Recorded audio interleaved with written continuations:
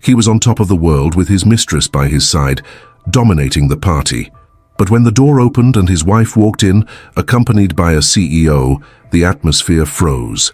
The confident man found himself lost amidst curious glances and hidden smiles. The game had changed, but no one knew how yet. The crystal champagne flute shattered against the marble floor of the penthouse, tiny shards scattering like diamonds across the polished surface. The room fell silent as 50 pairs of eyes turned toward Reed Whitfield, whose hand remained frozen in mid-air where the glass had been moments before. "Say that again," Reed whispered, his voice dangerously quiet. Victor Stein, Reed's CFO and oldest friend, shifted uncomfortably. The hushed conversations that had filled the room moments before had stopped entirely, leaving only the soft jazz from the live quartet filtering through the awkward silence. "Perhaps we should discuss this privately," Victor murmured, glancing nervously at the gathering of Chicago's financial elite who were pretending not to stare. "No." Reed's jaw tightened. "I want you to repeat what you just said, right here." The annual charity gala of Whitfield Investments was supposed to be Reed's crowning moment, the night when he would finally announce the Hammersmith acquisition that would cement his legacy. Instead, he stood rigid in his custom Tom Ford tuxedo, facing the unthinkable. "The SEC has opened an investigation," Victor said, his voice barely audible. "They're looking into the Hammersmith deal. Someone leaked information." Reed's steel blue eyes scanned the room, taking in the opulent decorations, the stunning view of Chicago's skyline through the floor-to-ceiling windows, the curious glances of people who had come to worship at the altar of his success. At 47, Reed Whitfield had built Whitfield Investments from nothing into one of Chicago's most prestigious wealth management firms. Tonight was supposed to be his triumph. "Find Meredith," he ordered, straightening his bow tie with steady hands that belied the storm raging within him. "Now." As Victor slipped away, Reed's practiced smile returned to his face. He bent down, picking up a large shard of broken glass. "Hazard of excitement," he announced to the watching crowd with a self-deprecating chuckle. "When you're about to announce the biggest deal of your career, sometimes things break." The crowd laughed politely, and conversations resumed. A server appeared with a dustpan, but Reed waved him away. "I'll take care of my own messes," he said, loud enough for those nearby to hear the double meaning in his words. Across the room, Meredith Vaughn leaned against the bar, her emerald gown catching the light with every subtle movement. At 31, she was the newest addition to Whitfield Investments' executive team and to Reed's bed.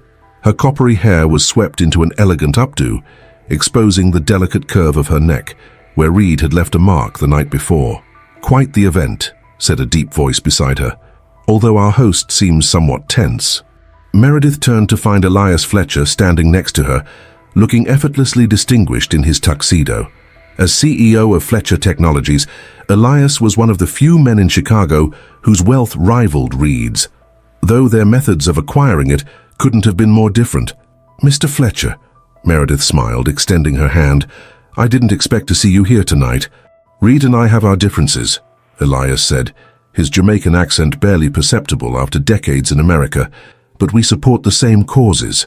Besides, I never miss a chance to see how the other half lives." His eyes, warm and perceptive, studied her face before glancing toward Reed, who was now engaged in conversation with the mayor. "How long have you been working for Whitfield?" Elias asked. 6 months, Meredith replied. "I run their marketing department." "And how long have you been sleeping with him?" Meredith's smile faltered for only a moment before returning, sharper than before. "You certainly don't waste time with small talk, do you?" "Life's too short," Elias shrugged, "especially when you're playing with fire." Before Meredith could respond, Victor appeared at her elbow. "Reed needs you," he said, his expression grim. "Now." As Meredith excused herself and followed Victor through the crowd, Elias watched thoughtfully, swirling his whiskey. He pulled out his phone and typed a quick message. "She's here. You were right." Meanwhile, in a luxurious brownstone across town, Juliet Whitfield sat alone in the living room, staring at the phone in her hand. The text from her sister glowed on the screen. "Are you sure about this? There's no going back." Juliet's finger hovered over the reply button. At 42, she had spent the last 15 years of her life as Reed Whitfield's wife, a role that had slowly eroded her sense of self until she barely recognized the woman in the mirror. The elegant art history graduate from the University of Chicago had become nothing more than an accessory to her husband's ambition. Except tonight. Tonight, while Reed believed she was visiting her sister in Boston, Juliet was about to set in motion the plan she had been crafting for months. The evidence was organized in folders on her laptop. Records of Reed's affairs, his questionable business dealings, the offshore accounts he thought she knew nothing about. But most importantly, she had the truth about the Hammersmith deal. Her phone rang, startling her from her thoughts. The caller ID showed Camila Rodriguez, her personal assistant and the only person besides her sister who knew what she was planning. "They're all there," Camila reported without preamble. "Reed, Meredith, the mayor, even Elias Fletcher showed up." "And the SEC?" Juliet asked, her voice steady. "They'll be making the announcement tomorrow morning. Your anonymous tip was very thorough." Juliet closed her eyes, remembering the moment 6 months ago when she discovered the first message between Reed and Meredith. She had been searching for an earring in Reed's office when she accidentally knocked his unlocked phone off the desk. The message that appeared on the screen was explicit enough to leave no doubt about their relationship. It wasn't the first time Reed had strayed, but something in Juliet had finally broken. She began paying attention to his late nights, his business trips, the way he spoke about the talented new marketing director, and in the process of tracking his infidelity, she had discovered something far worse. "What about the documents?" Juliet asked. "Ready to be delivered to the right people," Camila assured her. "Are you certain about this, Juliet? It will destroy him." Juliet looked at the sapphire dress hanging on her closet door, the one Reed had never seen, the one she'd purchased specifically for tonight. "He destroyed us long ago," she replied. "He just doesn't know it yet." Back at the gala, Reed pulled Meredith into his private office, closing the door with a decisive click. "What did you do?" he demanded, his composed facade vanishing the moment they were alone. "What are you talking about?" Meredith stepped back, her shoulder blades pressing against the wall. "The SEC, Meredith. They're investigating the Hammersmith deal. Someone gave them information that only a handful of people had access to." Meredith's eyes widened. "And you think it was me?"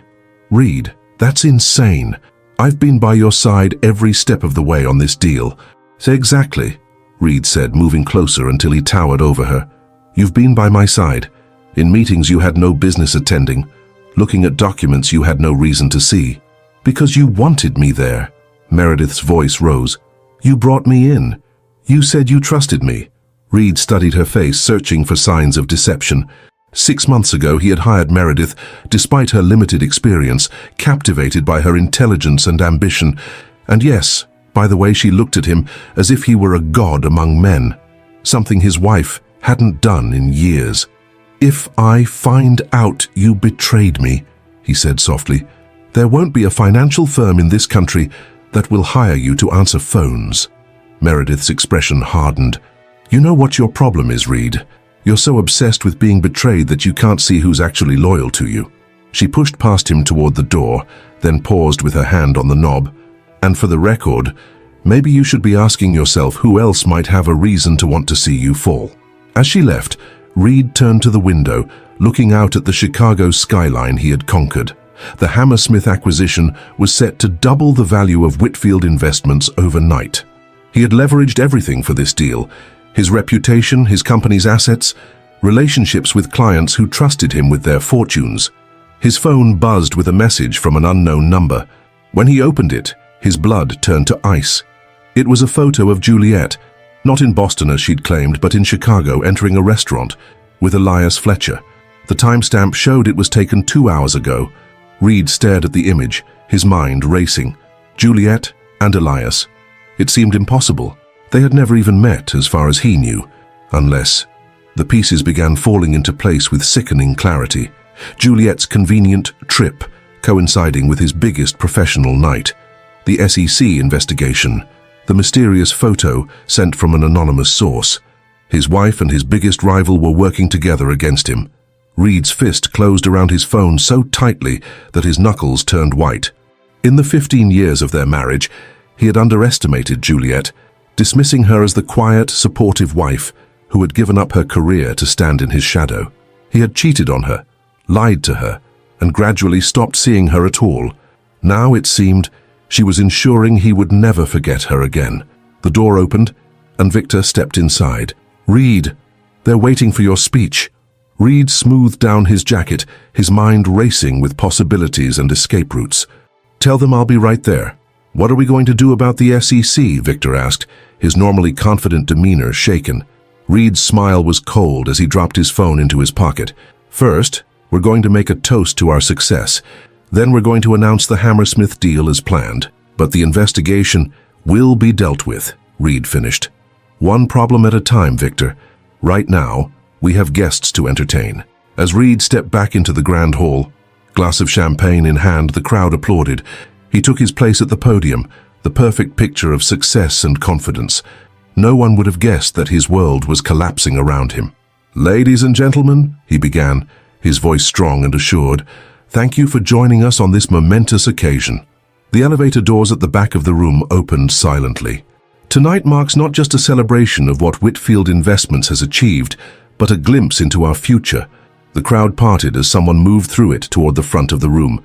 A future that begins with our acquisition of Hammersmith Financial, which I'm proud to announce. Reed's voice died in his throat as he looked up and saw Juliet walking toward him, resplendent in sapphire blue, her eyes locked on his. And behind her, watching with undisguised interest, stood Elias Fletcher. The champagne glass in Reed's hand trembled ever so slightly as Juliet stopped at the front of the crowd, her smile serene and terrifying. "Hello, darling," she said, her voice carrying in the sudden silence. "I hope I'm not too late for the big announcement." The room held its collective breath as Reed's fingers tightened around the podium. His eyes darted between Juliet and Elias, calculating his next move with the precision of a chess master who'd just discovered his queen was in jeopardy. "Juliet," he recovered smoothly, his public persona sliding back into place. "What a wonderful surprise. I thought you were in Boston." "Plans change," she replied, her voice carrying just enough warmth to seem appropriate for the occasion. "I couldn't miss your big night." The crowd relaxed, collectively interpreting the moment as a touching show of spousal support. Only those closest to Reed, Victor standing anxiously to the side, Meredith watching from near the bar with narrowed eyes, could sense the dangerous undercurrent. "Ladies and gentlemen," Reed continued, never breaking eye contact with his wife, "it seems we have even more to celebrate tonight. Please welcome my wife, Juliet, who has made a special trip to be with us." Polite applause filled the room. Juliet inclined her head graciously, while Elias remained a step behind her, his expression revealing nothing.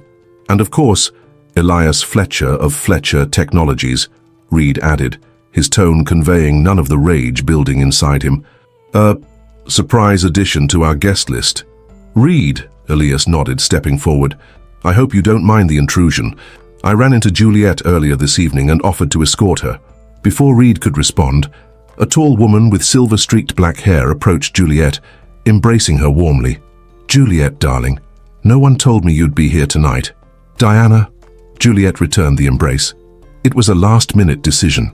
Diana Hammerschmidt, the 65-year-old matriarch of Hammerschmidt Financial and one of Chicago's most influential businesswomen, turned toward Reed with a smile that didn't reach her eyes. "Reed, you must be thrilled to have your wife join us for this announcement. Family support is so crucial during these transitions." The emphasis on her last word wasn't lost on Reed. Diana had been reluctant to sell her family's company from the beginning, but the board had outvoted her. Now she stood beside his wife, both women watching him with eerily similar expressions.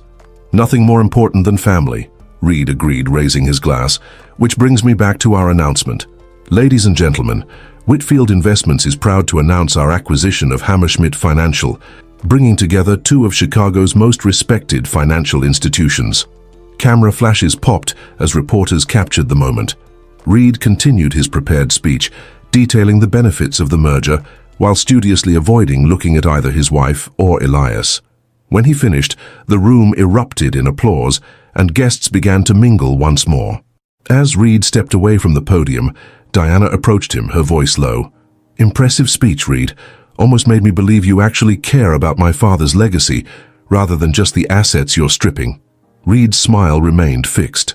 "The deal benefits everyone, Diana.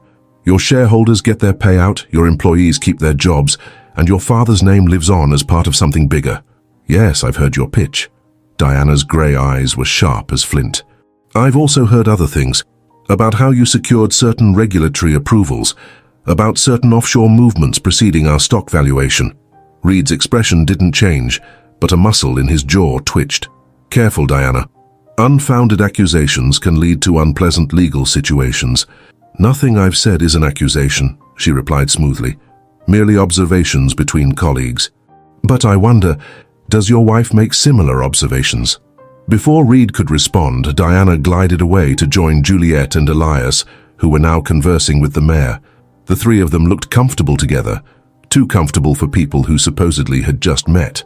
You're going to want to see this, Victor muttered, suddenly at Reed's side. He discreetly handed Reed a tablet with an email displayed on the screen. The message was from the SEC Enforcement Division to the Board of Whitfield Investments, requesting a freeze on all transactions related to the Hammerschmidt acquisition pending investigation. It was time-stamped 30 minutes ago. Who else has seen this? Reed asked, his voice deadly calm. Just me so far. It came to the secure board email. Keep it that way. Reed handed the tablet back. Delay any response until morning. I need time to handle this. Victor hesitated. Reed, if the SEC is officially investigating, just do it, Victor. Reed cut him off. Trust me. As Victor reluctantly walked away, Reed felt a presence at his elbow. Meredith had appeared, a fresh champagne flute in her hand. Trouble in paradise? She asked, nodding toward Juliet. I thought she was conveniently out of town. Not now, Meredith.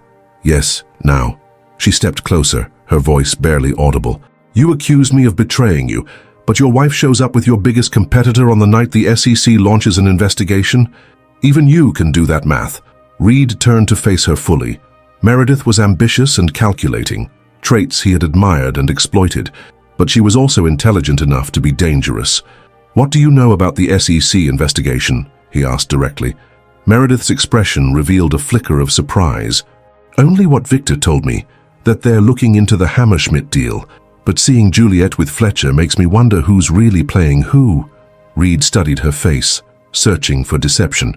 If you're lying to me, I'm not the one you should be worried about, she interrupted, her gaze drifting toward Juliet. While you've been treating your wife like a decorative object, she's been making friends with Diana Hammerschmidt and Elias Fletcher. That's not coincidence, Reed. That's conspiracy. Across the room, Camila Rodriguez watched the interchange with interest. As Juliet's personal assistant for the past 5 years, Camila had developed an almost uncanny ability to read situations, and right now she could see Reed's carefully constructed world beginning to fracture. She caught Juliet's eye and gave an imperceptible nod. Everything was proceeding according to plan. Juliet excused herself from her conversation with Diana and Elias and made her way to the bar. As expected, Reed intercepted her. "What the hell are you doing?" he hissed, maintaining his smile for the benefit of nearby guests. "Having a drink at my husband's gala," Juliet replied calmly, signaling the bartender. "Gin and tonic, please." "You know what I mean.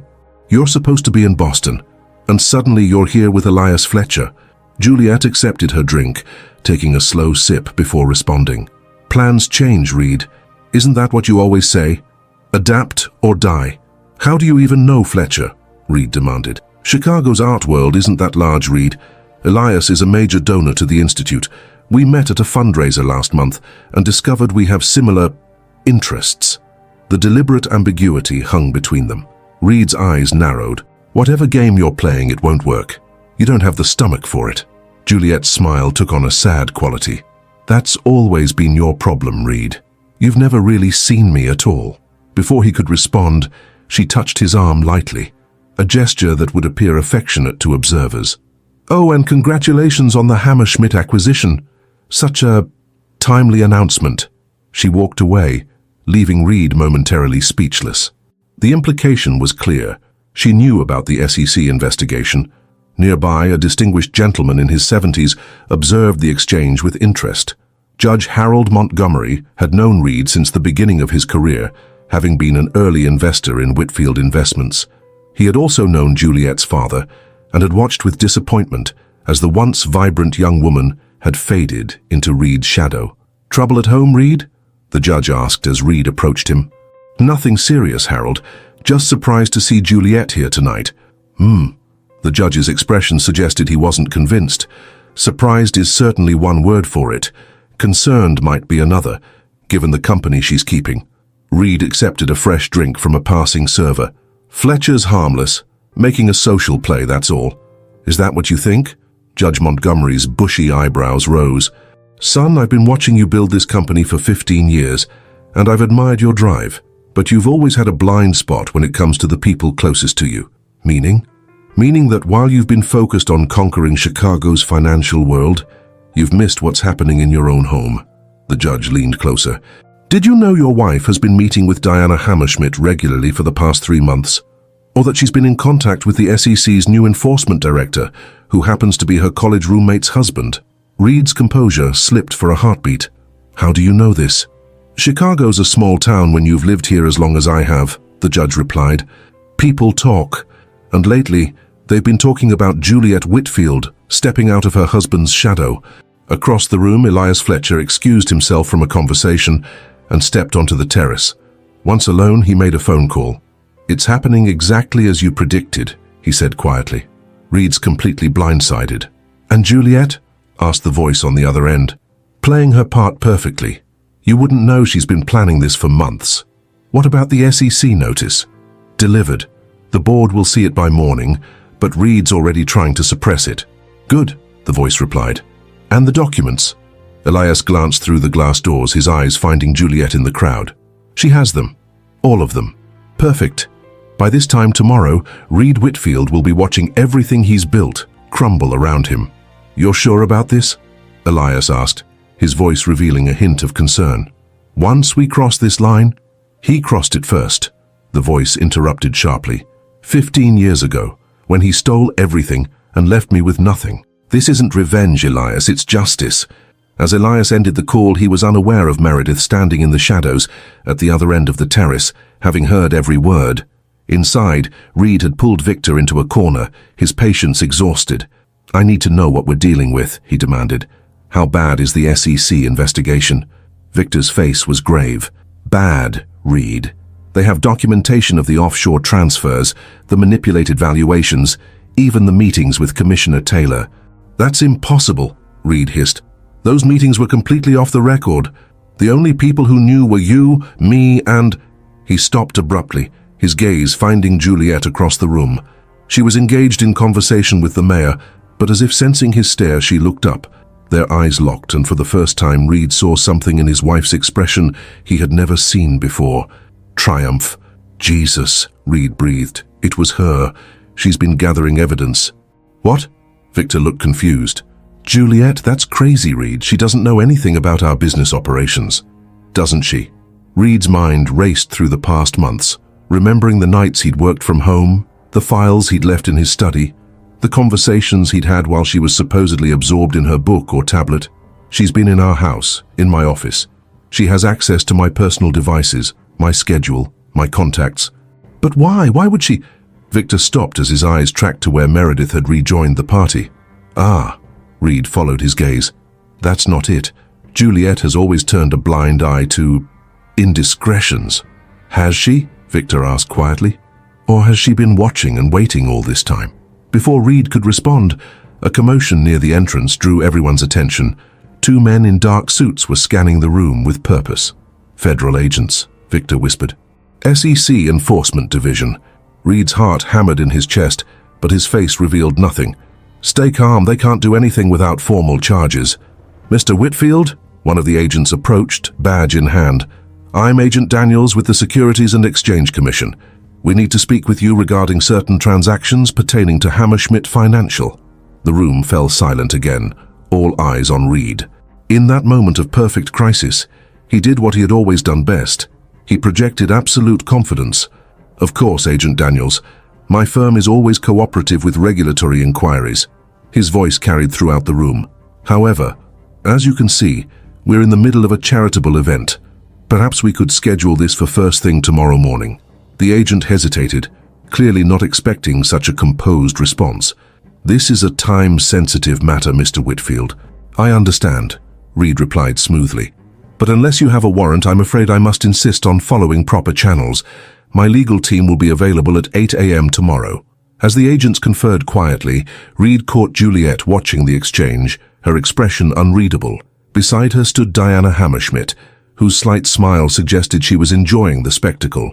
It was at that precise moment that Reed's phone vibrated. He glanced down to see a message from an unknown number. "Check your private email immediately. You have 5 minutes to accept the terms or everything goes public." Reed excused himself with practiced ease, stepping into his private office as the agents continued their hushed conference. His hands remained steady as he unlocked his secure laptop and accessed his private email account, one not connected to Whitfield Investments servers. There it was, from an encrypted address: "Final notice, settlement terms." The attachment opened to reveal a document so devastating that Reed had to grip the edge of his desk to steady himself. It contained comprehensive evidence of every shortcut, every manipulation, every ethical line he'd crossed in building Whitfield Investments. The offshore accounts, the manipulated valuations, the bribes to Commissioner Taylor disguised as consulting fees. Most damning of all was an audio recording embedded in the file. Reed's own voice discussing how to artificially inflate Hammerschmidt's debt load to drive down the acquisition price. "You're done, Reed," said a voice from the doorway. Reed looked up to find Judge Montgomery standing there, his elderly frame suddenly imposing in a way it had never been before. "Harold," Reed managed, quickly minimizing the screen. "This isn't the best time." The judge closed the door behind him. "On the contrary, it's exactly the right time. Before you make another mistake." Reed's mind raced, evaluating options, escape routes, countermeasures.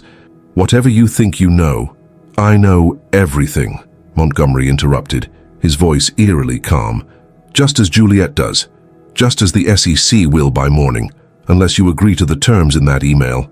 The revelation hit Reed like a physical blow. "You're part of this." "I've been part of this from the beginning," Montgomery confirmed, settling into the leather chair across from Reed's desk. 15 years ago, I watched you steal Richard Whitfield's company from under him while he was dying of cancer. I watched you marry his daughter and systematically erase her from her own legacy." Reed's jaw tightened. Richard was making fatal mistakes. The company would have collapsed. "I saved it." "You stripped it for parts and rebuilt it in your image," Montgomery corrected. "And in the process you violated securities laws, committed fraud, and betrayed the man who mentored you. And now what?" Reed's voice took on a dangerous edge. "Juliet and her conspirators blackmail me? Take my company, my money?" Montgomery studied him with something resembling pity. "After all this time, that's still all you see. Assets, possessions, things to win or lose." He leaned forward. "Read the terms, Reed. You have 3 minutes left." Reed turned back to the screen, quickly scanning the document.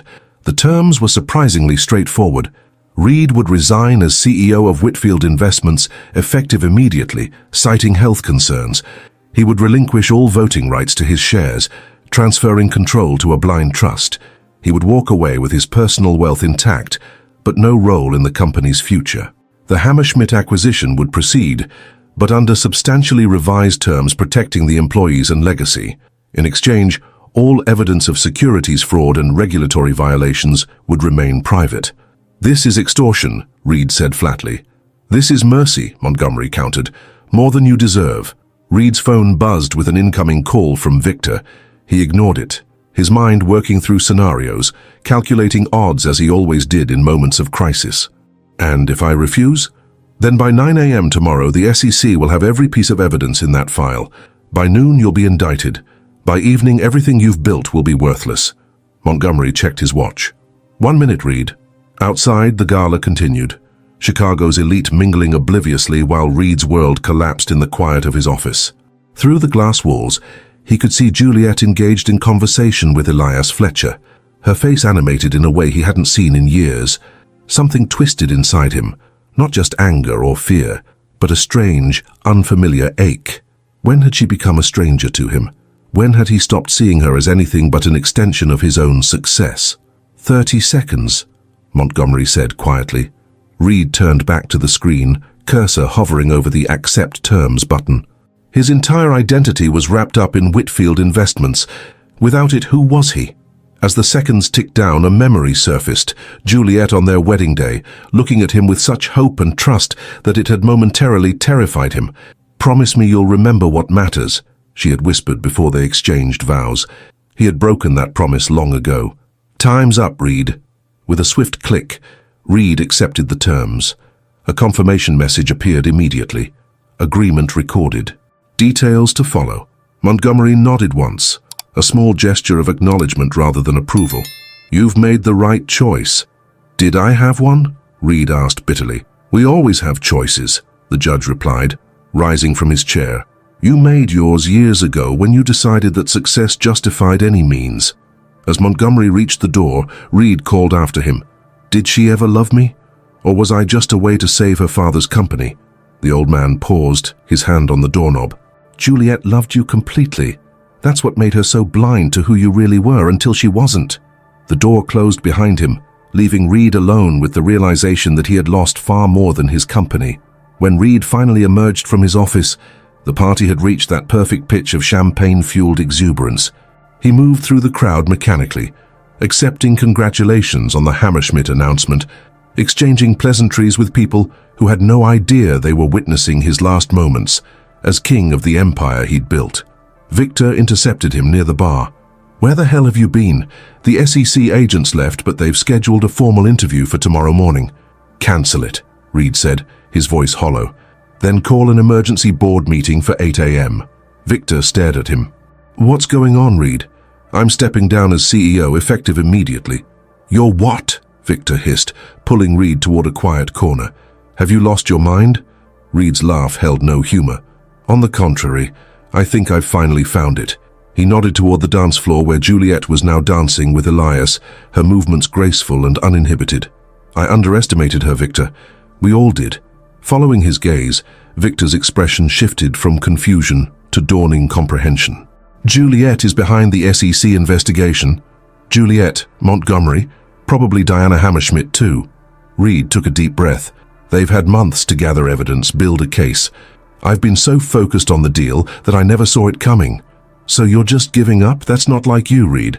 It's not giving up, Reed replied, surprising himself with how calm he felt. It's recognizing when you've been outplayed. As Victor processed this, Meredith appeared beside them, her face flushed from dancing. There you are. Everyone's wondering why you're hiding in corners when you should be celebrating. Reed studied her, seeing her clearly perhaps for the first time, the calculated ambition in her eyes, the precision with which she had inserted herself into his life and company. How long have you known? He asked quietly. Meredith's smile faltered. Known what? About Juliet's plan. About Montgomery's involvement. Her expression gave nothing away, but Reed caught the slight tensing of her shoulders. I don't know what you're talking about. I think you do. Reed moved closer, lowering his voice. I think that's why you've been downloading confidential files for the past month. Insurance in case things went sideways. Surprise flickered across Meredith's face before she could mask it. Your IT security is better than I thought. Not really. But I do read the access logs when sensitive files are involved. Reed's smile was devoid of warmth. The question is, are you working with Juliet? Or is this your own side game? For a moment, Meredith's carefully constructed facade cracked, revealing the calculating mind beneath. Smart men diversify their investments, Reed. Smart women do the same with their loyalties. Before Reed could respond, the sounds of silverware tapping against crystal drew everyone's attention. Diana Hammerschmidt had taken the stage, elegant in midnight blue, her silver hair gleaming under the chandeliers. Ladies and gentlemen, she began, her voice commanding immediate respect. I'd like to say a few words about tonight's announcement.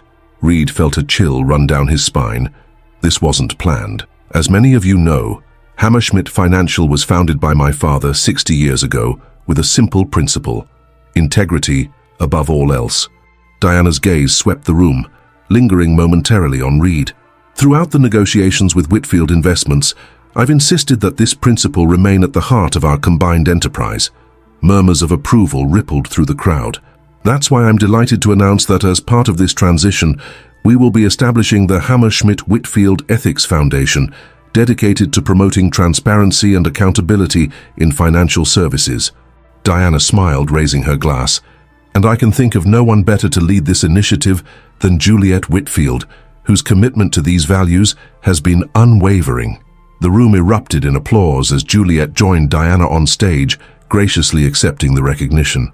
Reed watched, frozen in place, as his wife, the woman he had dismissed as irrelevant to his business ambitions, was publicly positioned as the moral compass of his company's future. Furthermore, Diana continued once the applause died down, in light of the expanded scope of our combined operations, the board has unanimously agreed that fresh leadership will be essential. While Reed Whitfield has built an impressive organization, we believe the next chapter requires a different approach. The room grew quiet, all eyes moving between Diana and Reed. Effective tomorrow morning, Reed will be stepping into an advisory role, while day-to-day operations will be overseen by a transition committee headed by Judge Harold Montgomery. The announcement landed like a bomb in the elegant room. Reed felt dozens of eyes turn toward him, waiting for his reaction. With supreme effort, he maintained his composed expression, even managing a small nod of acknowledgement. This public execution had not been part of the terms he'd agreed to. Across the room, Juliet's eyes met his. There was no triumph in her gaze, no vindictive satisfaction, only a deep sadness that somehow cut deeper than any gloating could have. As Diana finished her speech, Reed slipped away from the crowd, making his way to the private elevator. He needed air, needed space to think, needed to escape the smothering weight of his collapsing reality. The elevator doors opened to reveal Elias Fletcher. "Going somewhere, Reed?" Elias asked, his voice neutral. "Just getting some air," Reed replied stiffly. "I assume you're enjoying the show." "I take no pleasure in another man's downfall," Elias said, stepping aside to let Reed enter the elevator, "even when it's deserved." As the doors closed, sealing them in the small space together, Elias turned to face Reed directly. "She didn't want it to happen this way, you know." "Spare me," Reed snapped. "Juliet orchestrated this entire takedown with surgical precision." "Yes, she did," Elias acknowledged. "But the public announcement tonight, that was Diana's choice, not Juliet's." The elevator ascended silently toward the rooftop garden. "Why are you telling me this?" Reed asked finally.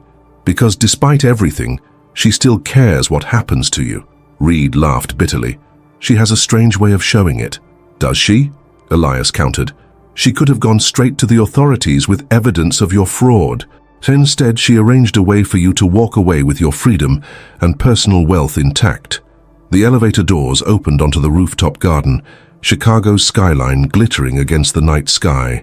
Reed stepped out, his mind racing. "There's something else you should know," Elias said, remaining in the elevator. "Something about Meredith Vaughn." Reed turned. "What about her?"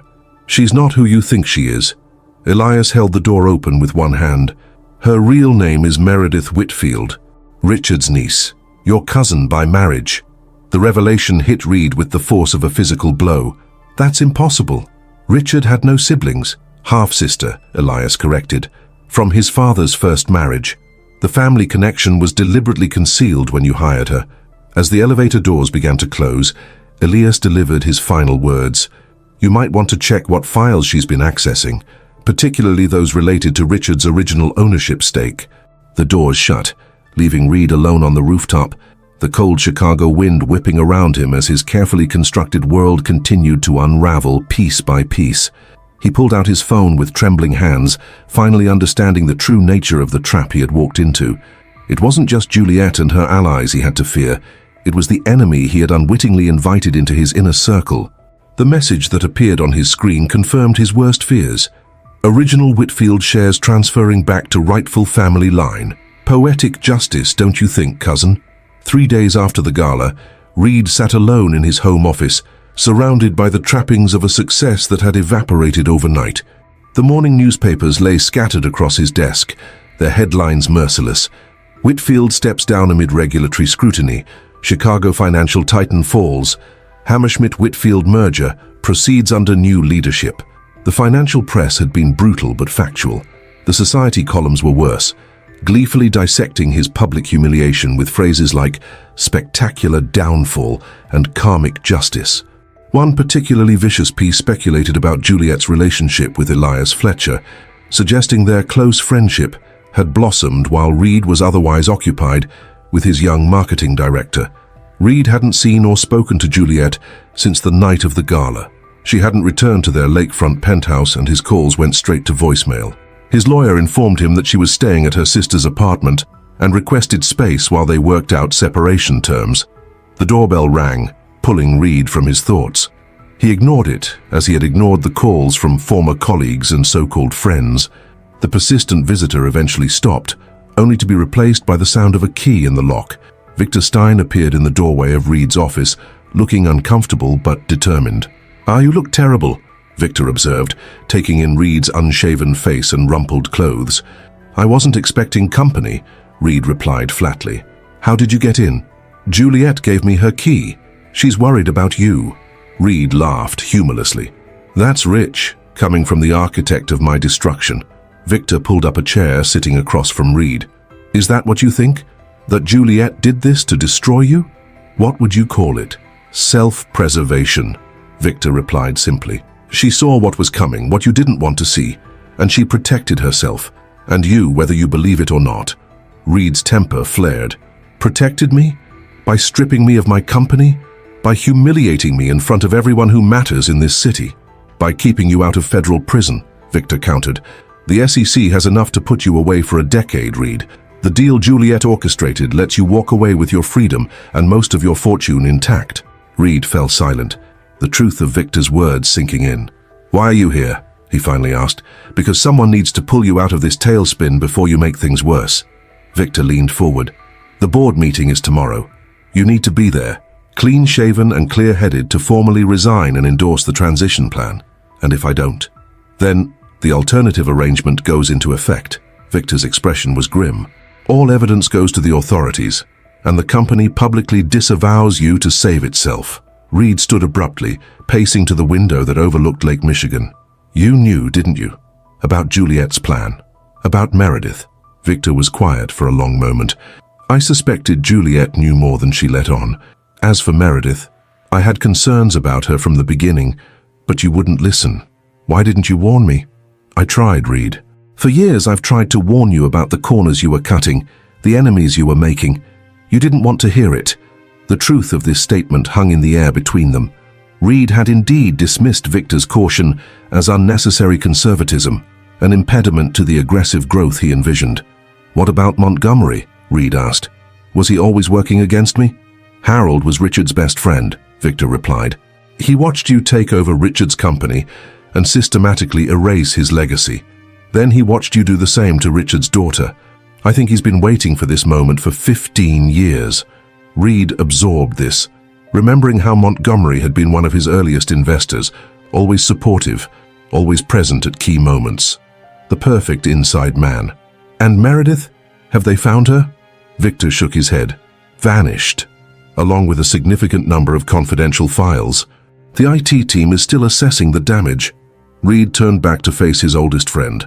"You should have been on my side, Victor. After everything we've built together." "I have always been on your side," Victor replied quietly. "But somewhere along the way, you started confusing loyalty with complicity." The words struck Reed with unexpected force. He sank back into his chair, suddenly exhausted. "What happens now?" "Now you start over," Victor said simply. "You're 47, not dead. You've got your personal wealth, your connections, your experience. This doesn't have to be the end unless you make it one." After Victor left, Reed remained motionless in his office as evening fell over Chicago. For the first time in decades, he had no calls to return, no deals to close, no empire to expand. The silence was deafening. On impulse, he pulled open his desk drawer and extracted a small, leather-bound journal, Richard Whitfield's diary, which Reed had kept after his death. He had never read it, seeing it merely as a sentimental relic of a man who had failed to adapt to changing times. Now he opened it, turning to a random page from 15 years ago. Reed shows remarkable talent for finding opportunity where others see only risk. In that way, he reminds me of myself at his age. I worry, though, about his impatience, his belief that the ends always justify the means. So I've tried to show him that true success leaves no casualties, but I fear he sees my ethics as weakness. Perhaps Juliet can temper this in him. She has always seen the best in people, even when they cannot see it in themselves. Reed closed the journal, a strange tightness in his chest. Richard had seen him clearly, his strengths and his fatal flaws, even then. The next morning, Reed arrived at Whitfield Investments, soon to be Hammerschmidt Whitfield Financial, immaculately dressed in a custom suit, clean-shaven, the image of professional composure. The receptionist's eyes widened in surprise as he crossed the lobby, but she recovered quickly. "Mr. Whitfield, good morning. The board is assembled in the main conference room." Thank you, Sophia. Reed paused. For what it's worth, I always appreciated your professionalism. The young woman blinked, clearly not expecting personal remarks from the notoriously brusque CEO. Thank you, sir. As Reed walked the familiar corridor toward the boardroom, employees stopped to stare, conversations halting mid-sentence. Some looked away, embarrassed. Others met his gaze with undisguised curiosity, or in a few cases, barely concealed satisfaction. Outside the boardroom, Camilla Rodriguez, Juliet's assistant, waited with a folder in hand. Mr. Whitfield, she greeted him with professional neutrality. Mrs. Whitfield asked me to give you these before the meeting, for your reference. Reed accepted the folder, recognizing it as containing the formal resignation and transition documents. Is she here? No, sir, Camilla replied. She felt her presence might complicate matters. Reed nodded, unsurprised but nevertheless disappointed. You've been loyal to her for a long time. She's easy to be loyal to, Camilla said simply. The boardroom fell silent as Reed entered. Around the polished table sat the directors of Whitfield Investments, men and women who had until days ago deferred to his every decision. Now they watched him with expressions ranging from pity to barely concealed hostility. Judge Montgomery sat at the head of the table in Reed's usual chair. Diana Hammerschmidt was beside him, elegant and composed. Victor nodded slightly from his position halfway down the table. Thank you for joining us, Reed, Montgomery began, his tone formal. As you know, we're here to finalize the leadership transition and approve the revised terms of the Hammerschmidt acquisition. Reed took the only empty seat, directly across from Montgomery. Before we begin, I'd like to say something. Montgomery exchanged glances with Diana, then nodded. Go ahead. Reed looked around the table, meeting each person's gaze before speaking. I built this company from the ground up. Every decision I made, good or bad, ethical or not, was driven by my commitment to making Whitfield Investments a leader in our industry.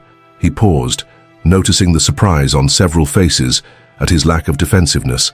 I also made mistakes, serious ones. I cut corners, crossed lines, and ultimately betrayed the principles that should have guided us. For that, I apologize. The silence in the room deepened, no one quite believing what they were hearing. I've reviewed the transition plan, Reed continued, tapping the folder Camilla had given him. It's fair, more than fair given the circumstances. I will sign the resignation and endorse Judge Montgomery as interim chairman. Montgomery's bushy eyebrows rose slightly. That's unexpected, Reed, thank you. With one condition, Reed added. Diana Hammerschmidt leaned forward. You're hardly in a position to make demands, Mr. Whitfield. Not a demand, a request. Reed turned to face her directly. The Ethics Foundation that you announced, I want to contribute to it personally. Not just money, but time, experience. Murmurs of surprise rippled around the table. Why would you want that? Diana asked, suspicious. Reed's answer was simple. Because I've spent 15 years showing this industry how to bend rules for profit.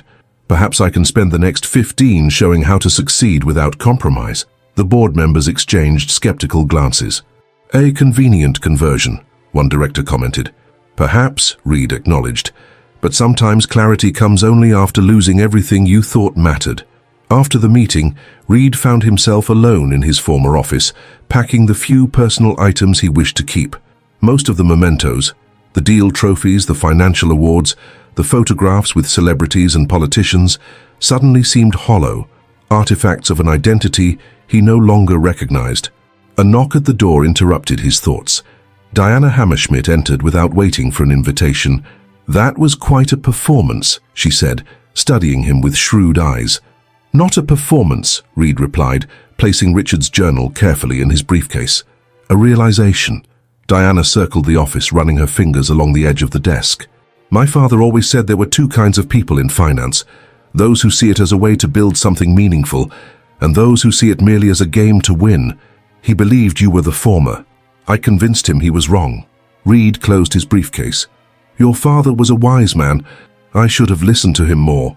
And now, Diana challenged, am I supposed to believe that losing your company has miraculously transformed you into the man my father thought you could be? No, Reed said quietly, but it has forced me to see who I've become. What happens next is up to me. Diana watched him thoughtfully. Juliet never wanted to destroy you, you know. She wanted to save what could be saved, of the company, of you. I know that now, Reed admitted. Too late, probably. That depends, Diana replied cryptically. On what? On whether you're actually capable of change or just adapting your strategy to new circumstances. She moved toward the door, then paused. By the way, your contribution to the Ethics Foundation has been accepted. You start next month as an unpaid advisor reporting directly to Juliet. Reed stared at her, processing the implications. She agreed to this? It was her idea, Diana said, allowing herself a small smile. Perhaps she still sees something in you worth salvaging. As Diana left, Reed sat heavily in what was no longer his chair, overwhelmed by the prospect of working under Juliet's direction. The wife he had sidelined, dismissed, and betrayed would now be his boss. The irony was almost too perfect. His phone buzzed with a text message from an unknown number. Meredith Whitfield spotted boarding flight to Cayman Islands. Tracking digital footprint. Will advise. E. Elias Fletcher. Still monitoring the situation apparently, and now reaching out directly. Before Reed could process this unexpected development, another message arrived. Roof terrace, 20 minutes. Come alone. J. Reed's heart raced as he read and reread the text from Juliet. After days of silence, she was finally willing to speak with him. He didn't know whether to expect reconciliation or the final twist of the knife. The company's roof terrace, where they had held their engagement party 16 years ago, was deserted when Reed arrived. The Chicago skyline stretched before him, a vista of power and possibility that had once defined his ambitions. I wasn't sure you'd come, said Juliet's voice behind him. Reed turned to find his wife standing by the elevator, wearing a simple blue dress that echoed the color of her eyes. She looked both familiar and somehow changed, as if the woman who had stood in his shadow for years had finally stepped into her own light. I would have understood if you never wanted to see me again, Reed said honestly. Part of me didn't, Juliet admitted, moving to stand beside him at the railing. But we have unfinished business. The divorce, Reed nodded, his throat tightening unexpectedly. No, Juliet said, surprising him. Meredith Whitfield. She handed him a tablet displaying a complex web of transactions. Money moving through shell companies, offshore accounts, digital currencies. She's after more than just revenge, Reed. She's systematically draining every account connected to your personal holdings, the ones not covered by the settlement agreement. Reed studied the data, his financial expertise quickly grasping the implications. This is sophisticated, professional. Because she's not working alone, Juliet said grimly. We believe she's partnered with James Cantwell. The name hit Reed like a physical blow. James Cantwell, Richard's former partner, who had left Whitfield Financial before Reed joined the firm. The man Reed had systematically discredited and driven to bankruptcy during his takeover. But that was 15 years ago, Reed protested. He disappeared after the SEC investigation. He disappeared from public view, Juliet corrected. Not from the industry. He's been operating through proxies, building a network of financial operatives specializing in corporate sabotage. Meredith is just his latest recruit. Reed's mind raced, connecting dots he should have seen long ago. The SEC investigation into Whitfield Investments, was that Cantwell too? No, Juliet said firmly. That was me. But Cantwell saw an opportunity in the chaos and activated Meredith. This goes beyond our personal issues, Reed. If Cantwell succeeds, he won't just ruin you, he'll potentially crash the entire Hammerschmidt-Whitfield entity. Why are you telling me this? Reed asked, genuinely confused. You've won, I've signed everything over. Why risk everything to protect me now? Juliet's eyes met his, clear and direct. Because despite everything, I meant my vows, and because this isn't just about you anymore. It's about protecting something bigger than either of us. She held out her hand, offering something Reed never expected to receive again, a chance at redemption, not through words, but through action. Will you help us stop them? She asked. Reed took her hand, feeling as though he was signing a new kind of contract, one based not on power or possession, but on a shared purpose that transcended their broken marriage. Yes, he said simply. As they stood together on the rooftop, Reed felt a strange sense of liberation. He had lost his company, his reputation, and likely his marriage. But in that moment of absolute loss, he had found something unexpected, the chance to be the man Richard Whitfield had once believed he could be. The moment was shattered by the sound of Juliet's phone ringing. Her expression changed as she answered it, shifting from tentative hope to alarm. "When?" she demanded, her knuckles whitening around the phone. "Are you sure?" She ended the call, turning to Reed with urgency in her eyes. "What is it?" he asked. "Cantwell isn't just after your assets," she said, her voice tight with controlled panic. "He's made his move against the company.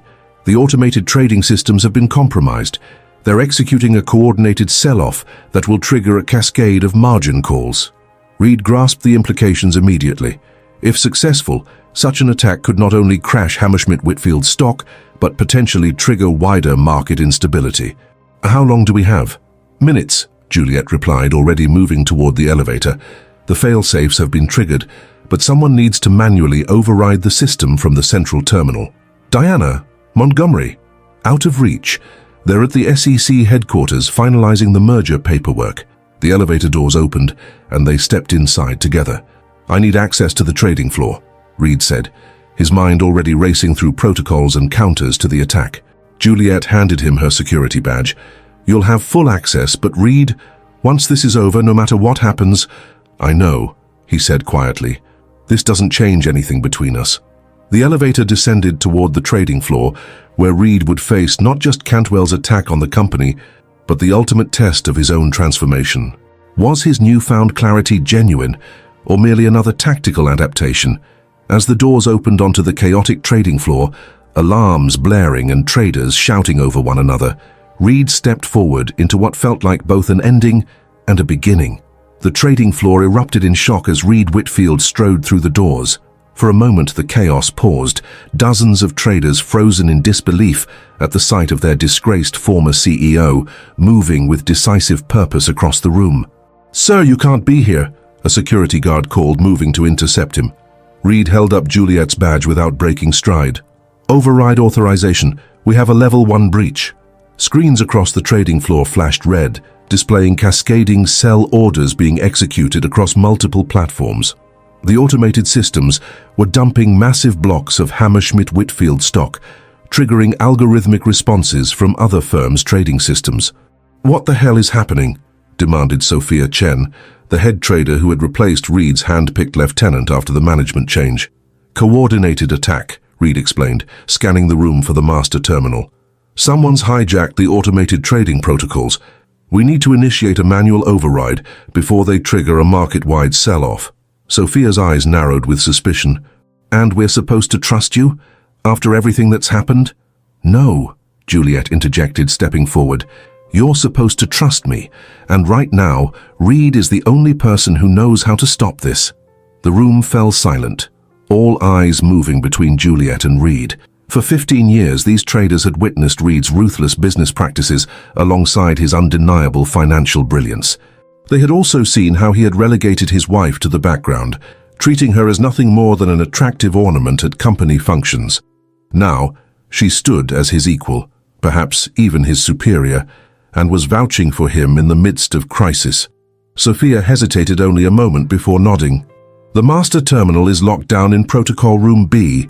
Only board-level access can engage the override." "My codes won't work anymore," Reed said, looking to Juliet. She was already moving toward the secure room at the far end of the trading floor. "I have temporary override authority until the new management structure is finalized." As they hurried across the floor, Reed's phone buzzed with an incoming text. "You can't stop this. 15 years too late." J.C. James Cantwell was watching, aware of their counterattack. "How did they get into the system?" Reed asked, as Juliet pressed her palm against the biometric scanner. "We think Meredith installed backdoor access during her time here," Juliet explained, as the secure door hissed open. "She had high-level permissions thanks to your personal relationship." The barb landed, but Reed let it pass. He deserved far worse. Inside Protocol Room B, 3 massive screens displayed the full extent of the attack. It wasn't just Hammerschmidt Whitfield stock being dumped. The hackers had initiated a complex chain of transactions designed to create a market panic. Sell orders, short positions, and options plays were executing simultaneously, all calibrated to maximize damage. Reed slid into the chair before the main terminal, fingers flying across the keyboard as he assessed the situation. 15 years as CEO had made him intimately familiar with every aspect of the firm's trading systems. including the emergency protocols that were now their only hope. "They've locked out the standard override commands," he muttered, scanning through lines of code. "We need to go deeper. Access the kernel directly." Juliet leaned over his shoulder, her perfume momentarily distracting him. "Can you do it?" "Yes," Reed said, his confidence genuine. "But I need your authentication codes." "All of them." Their eyes met, the moment heavy with significance. Reed was asking Juliet to trust him with complete access to the system, the same man who had betrayed her trust repeatedly over the course of their marriage. Without hesitation, she took the keyboard, typing in a series of complex codes before sliding it back to him. "Thank you," he said quietly, understanding the weight of her decision. "Just stop them," she replied, her voice steady. Reed's focus narrowed to the screen before him, the outside world falling away as he engaged in digital combat with Cantwell's team. It was like playing speed chess against a grandmaster, each move anticipated and countered, the stakes escalating with every exchange. Outside the sealed room, the situation on the trading floor deteriorated. The market was responding to the massive sell-off, other stocks beginning to tumble in sympathy. On the screens visible through the glass walls, CNBC reporters were already speculating about a possible market correction triggered by instability at Hammersmith Whitfield. Inside, Reed worked methodically through the system's architecture, searching for vulnerabilities he could exploit to regain control. "There," he said suddenly, pointing to an anomalous pattern in the code. "They're routing all commands through an external server. If I can isolate that connection and sever it..." His fingers danced across the keyboard, engaging in the financial equivalent of neurosurgery. One wrong move could accelerate the damage rather than stop it. Juliet watched in silence, struck by the intensity of Reed's concentration. This was the man she had fallen in love with years ago. Brilliant, focused, unstoppable when challenged, before ambition and arrogance had corrupted him. "I've got it," Reed announced after several tense minutes. "I can block their access, but I need to execute a counter-trade to stabilize the price. It's going to require liquidating some of the firm's long-term holdings." "Do it," Juliet authorized without hesitation. Reed initiated the sequence, flooding the market with buy orders to counteract the artificial selling pressure. The terminal hummed as billions of dollars moved at his command, a stark reminder of the immense power he had once wielded daily. As the first countermeasures took effect, his phone buzzed again. "Impressive. But check your personal accounts. While you save the company, I'm taking everything else." J.C. Reed handed the phone to Juliet, his expression grim. "He's diverting attention." The attack on the trading system was just one prong of their strategy. Juliet quickly made a call. "Elias, they're moving on Reed's personal accounts. Can you block them?" She listened briefly. "Understood. Keep me posted." "Fletcher is helping protect my assets?" Reed asked, genuinely surprised. "He has resources we need," Juliet replied neutrally. "And he understands that this goes beyond personal vendettas now." On the main screen, the market was beginning to stabilize, the panic selling slowing as Reed's countermeasures took effect. But they weren't out of danger yet. "They're adapting," Reed noted, watching new patterns emerge in the attack code. "Rerouting through different servers. Cantwell always was a stubborn bastard." "Can you stop it?" "Not alone," Reed admitted. "We need more processing power to close all the back doors simultaneously." Juliet made another call. "Camilla, we need Fletcher Technologies' cybersecurity team patched in directly to Protocol Room B, highest priority." Within minutes, a secure video conference initialized on the third screen, revealing Elias Fletcher and his team of specialists. "Reed," Elias nodded coolly. "Juliet has explained the situation. My team is at your disposal." Reed swallowed his pride, prioritizing the crisis at hand over the complicated emotions Elias's involvement stirred. "Thank you. We need to coordinate a multi-point defense to close all access simultaneously." For the next 20 minutes, Reed worked in seamless coordination with Fletcher's team, his intimate knowledge of Whitfield's systems complementing their advanced cybersecurity expertise. Gradually, they sealed the breaches one by one, securing the perimeter against further attacks. As the immediate threat to the trading system receded, Reed turned his attention to tracking the source of the attack. "They're bouncing the signal through multiple servers," he observed, "but there's a pattern to it. All the traffic is ultimately routing through the Cayman Islands." "Where Meredith was headed," Juliet noted. "It's too obvious," Reed said, frowning. Cantwell wouldn't be that sloppy unless... He stopped abruptly, a new realization dawning. It's a diversion. He wants us looking at offshore accounts while the real attack comes from somewhere else. Reed pulled up a map of all Whitfield Investments' global network connections, scanning for anomalies. His eyes fixed on an unusual data pattern flowing through their Chicago backup server, located in the same building where they now stood. "They're here," he said quietly. "In the building. The server room on the 42nd floor." Juliet immediately contacted security, ordering a team to the location. Reed watched the surveillance feed on his tablet as armed guards converged on the server room, only to find it empty. "I don't understand," Juliet said, frustration evident in her voice. "If they're not physically present, how are they accessing the backup server?" Reed's expression darkened as the final piece clicked into place. "They don't need to be there now. Someone with physical access planted a device earlier. Someone who had legitimate reason to visit the server room." "Meredith," Juliet concluded. "No," Reed said, his voice hollow. "Not Meredith." He pulled up the server room access logs, confirming his suspicion. The last authorized access before the attack began was 12 hours earlier. The name on the log, Victor Stein. Juliet stared at the screen in disbelief. "Victor? But he's been with the company for 20 years. He was Richard's hire, not yours." "Which made him the perfect mole," Reed said bitterly. "No one would suspect Richard's trusted lieutenant." He typed rapidly, isolating the specific connection linked to the device in the server room. With a decisive keystroke, he severed it, cutting off the final avenue of attack. The screens stabilized, the market returning to normal parameters as the crisis subsided.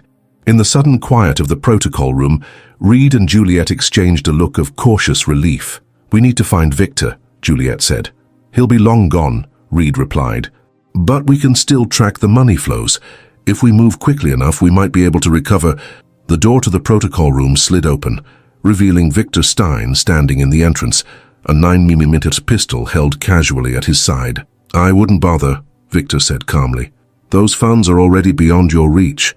Reed slowly rose from his chair, positioning himself between Victor and Juliet. "Why, Victor? After everything we built together." "Built?" Victor laughed incredulously. "You really believe that, don't you? That we built something valuable?" He stepped further into the room, keeping the gun trained on Reed. "We built a house of cards, Reed. A monument to greed disguised as financial innovation. And you didn't even see who was helping you do it." "Cantwell," Reed said, understanding dawning. "You've been working with him from the beginning." "James recognized Richard's genius long before you appeared," Victor confirmed. "When you orchestrated your hostile takeover, forcing Richard out of his own company while he was dying of cancer, James vowed to destroy you. But he needed someone on the inside. And you volunteered," Juliet said, her voice tight with anger. Victor's expression softened slightly as he looked at her. "I'm truly sorry, Juliet. You were never supposed to be collateral damage. I actually tried to protect you over the years."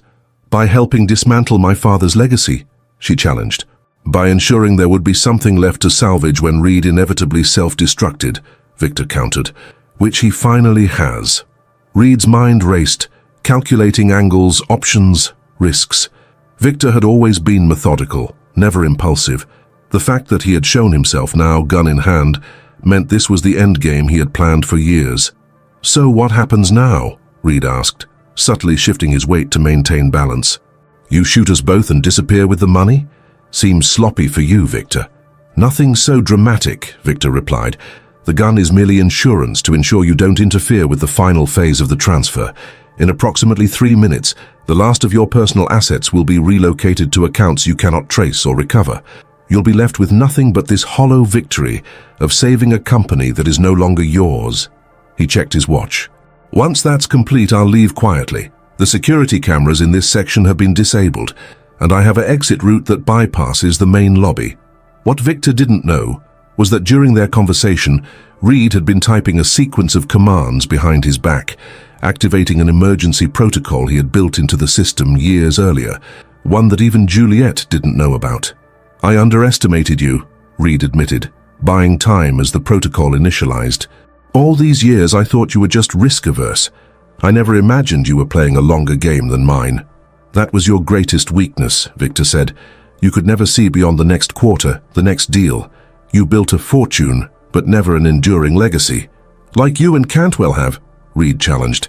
Stealing money makes you what? Righteous thieves? Victor's expression hardened. We're returning what was stolen. Richard Whitfield's innovations, his client relationships, his approach to wealth management. You took it all and corrupted it into a money-grabbing machine. Now that machine will break down, piece by piece. Behind them, the terminal emitted a soft beep, signaling the completion of Reed's hidden protocol. Victor's attention flickered toward the sound. What did you do? He demanded, raising the gun. Something you taught me, actually, Reed replied calmly. Always have a backup plan. On the main screen, a new window appeared, displaying a complex web of transactions. Victor's own carefully concealed financial network, suddenly exposed and frozen. Dead man's switch, Reed explained. If anyone ever held me at gunpoint in this room, the system would automatically locate and lock down their financial footprint. Paranoid, I know, but it turns out, not without reason. Victor's face drained of color as he watched his carefully constructed financial escape route disintegrate before his eyes. You can still shoot us, Reed acknowledged, but the money is already beyond your reach. Every account, every shell company, every offshore trust, frozen and flagged for regulatory review. For a moment, the room was perfectly still, the three of them locked in a tableau of betrayal and consequence. Then Victor lowered the gun, his shoulders sagging in defeat.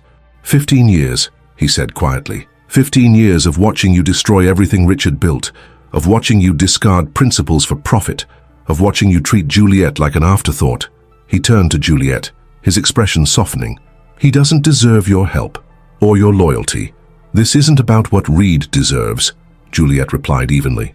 It's about protecting what matters. The company, its employees, its clients. Something my father understood even if Reed forgot it along the way. Security guards burst into the room, alerted by the protocol Reed had activated. As they took Victor into custody, he looked back at Reed one last time. You haven't won, he said with quiet certainty. You've lost everything that matters. As Victor was led away, Reed and Juliet stood in silence, the aftermath of crisis settling around them.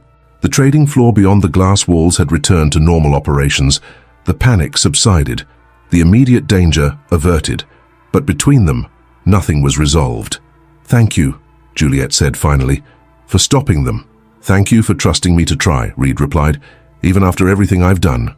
Their eyes met, the moment heavy with unspoken words. 15 years of marriage, of shared history, of gradual estrangement hung in the balance. This doesn't change things between us, Juliet said quietly, echoing his words from earlier. I know, Reed acknowledged, the full weight of his loss finally settling on him. He had saved the company but lost his wife, his closest friend, and any illusion that his success had been honorably achieved. As they exited the protocol room together, Reed felt a strange sense of clarity. For the first time in 15 years, he saw himself not as the brilliant financier who had conquered Chicago's financial world, but as the man who had sacrificed everything of true value for the hollow triumph of wealth and status. What will you do now? Juliet asked as they stepped into the elevator. Honor our agreement, Reed replied. Step away from the company. Work with the Ethics Foundation if you'll still have me. Try to rebuild something. Not us, I know that's gone, but maybe some version of the man your father thought I could be. The elevator descended in silence, carrying them away from the crisis they had faced together and toward the uncertain future they would navigate separately. As the doors opened onto the main lobby, Elias Fletcher was waiting, his expression inscrutable as he took in the sight of Reed and Juliet emerging together. It's over, Juliet confirmed. Victor was the inside man. He's been working with Cantwell all along. Elias nodded, his eyes moving to Reed. Impressive work. You saved a lot of people from financial ruin today.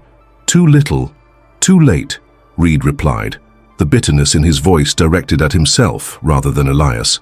Perhaps, Elias acknowledged, or perhaps it's exactly on time. Before Reed could ask what he meant, Diana Hammerschmidt strode through the main doors, flanked by Judge Montgomery and a team of lawyers. Their timing was too perfect to be coincidental. You knew, Reed said to Juliet. You expected Cantwell to move today. We suspected, she confirmed. The SEC paperwork finalizing the merger was the trigger he was waiting for. One last chance to destroy everything before the new security protocols were implemented. Diana approached, her sharp eyes taking in the situation immediately. I see we missed the excitement. The crisis is averted. Thanks to Reed, Juliet said, the acknowledgement clearly surprising Diana. He identified Victor Stein as Cantwell's operative and stopped the attack. Diana studied Reed with new interest. Did he now? How unexpectedly. Heroic. Not heroic, Reed corrected. Necessary. I helped create this vulnerability by trusting the wrong people and emphasizing growth over security. It was my responsibility to help fix it. The simple honesty of his statement seemed to affect Diana more than any elaborate explanation could have. She exchanged a significant look with Judge Montgomery before turning back to Reed. Well, Mr. Whitfield, it seems we may need to reconsider certain aspects of our arrangement. Reed shook his head. No need. I'll honor the terms as agreed. The company is better off in new hands. Even if those hands might still benefit from your expertise, Diana pressed. Not as CEO, of course, but perhaps in an advisory capacity more substantial than we originally discussed. Reed looked to Juliet, searching for her reaction. This was her victory, her vindication. He wouldn't accept anything that diminished that. That would be Juliet's decision, he said firmly. It's her foundation, her vision. The lobby fell silent, all eyes turning to Juliet, who stood straight-backed and composed, every inch Richard Whitfield's daughter and heir. I'll consider it, she said finally, but not today. Today has been complicated enough. As the group dispersed to deal with the aftermath of Victor's arrest and the thwarted attack, Reed found himself alone in the lobby of the building that had once been the center of his world. Through the glass doors, he could see Chicago stretching before him, the same city, the same buildings, but somehow transformed by his altered perspective. His phone buzzed with a text message from an unexpected source. My office. Tomorrow, 9 a.m. We have unfinished business. J. Reed stared at the message from Juliet, uncertain whether it promised reconciliation, further reckoning, or something else entirely. Whatever tomorrow brought, he knew one thing with absolute clarity.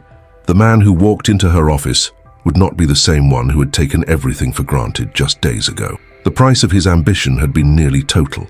What remained to be seen was whether anything of value could be salvaged from the wreckage of the life he had so carefully and blindly constructed. Reed arrived at Juliet's office precisely at 9 the following morning. The Ethics Foundation occupied the entire 38th floor of a sleek building overlooking Millennium Park, a space Reed had never visited, despite providing the initial funding as a tax write-off years earlier. Mr. Whitfield greeted Camilla Rodriguez from behind a minimalist reception desk. Mrs. Whitfield is expecting you. The Mrs. struck Reed with unexpected force, a reminder that despite everything, they remained legally married, connected by a contract neither had yet moved to dissolve. Camilla led him through an open workspace where a dozen young professionals were already engaged in their morning tasks. They glanced up as Reed passed, their expressions ranging from curiosity to thinly veiled hostility. His reputation had clearly preceded him. Juliet's office stood in stark contrast to Reed's former domain at Whitfield Investments, where his had been designed to intimidate. Dark woods, leather, commanding views, hers invited conversation. Floor-to-ceiling windows flooded the space with natural light, illuminating walls adorned with works by Chicago artists rather than financial trophies. She stood as he entered, her posture conveying the quiet confidence that had always been there, but that Reed had somehow failed to truly see until recently. Thank you for coming, she said, gesturing to a seating area rather than positioning herself behind her desk. Reed took a seat, noting the absence of the power dynamics he had unconsciously enforced in his own office for years. I wasn't sure what this meeting was about, he admitted. Several things, Juliet replied, sitting across from him. First, an update. Victor has been cooperating with federal investigators. He's provided evidence that James Cantwell orchestrated the entire scheme, including placing Meredith in your company. And Meredith, still in the Caymans, but her accounts have been frozen. It's only a matter of time before she's extradited. Reed nodded, accepting the information without emotion. And the company. Recovering. The market has stabilized, and Diana has been remarkably effective at reassuring key clients. Juliet paused. Your counterattack was crucial. Without your intervention, the damage would have been catastrophic. It was the least I could do, considering my role in creating the vulnerability. Juliet studied him, her blue eyes searching his face. That's precisely what I wanted to discuss, your role, both in what happened and in what comes next. She rose, moving to a sideboard where a carafe of water and 2 glasses waited. As she poured, Reed noticed a small object on her desk. Richard Whitfield's old pocket watch, which he had always carried, but which Reed had relegated to a drawer after his death. Diana and Judge Montgomery have proposed a revised arrangement, Juliet continued, handing Reed a glass. They believe your expertise would be valuable during the transition, particularly in light of your actions yesterday. And what do you believe? Reed asked quietly. Juliet returned to her seat, taking a moment to organize her thoughts. I believe you're at a crossroads, Reed. For 15 years you've defined yourself by what you could acquire, control, and dominate. Now that's been stripped away. She leaned forward slightly. The question is, who are you without those external markers of success? Is there anything left of the man my father saw potential in? The man I married? The directness of her question cut through Reed's usual defenses. In the aftermath of his public downfall and Victor's betrayal, he had asked himself the same thing during a sleepless night. I don't know, he answered honestly. For so long I measured my worth by the size of my deals, the growth of the company, the envy of my competitors. Without that, I'm not sure what remains. Then perhaps that's what you need to discover, Juliet suggested, before either of us makes any decisions about the future. What are you proposing? A sabbatical, 3 months away from Chicago, from the financial world, from the identity you've constructed. She handed him a folder that had been waiting on the coffee table between them.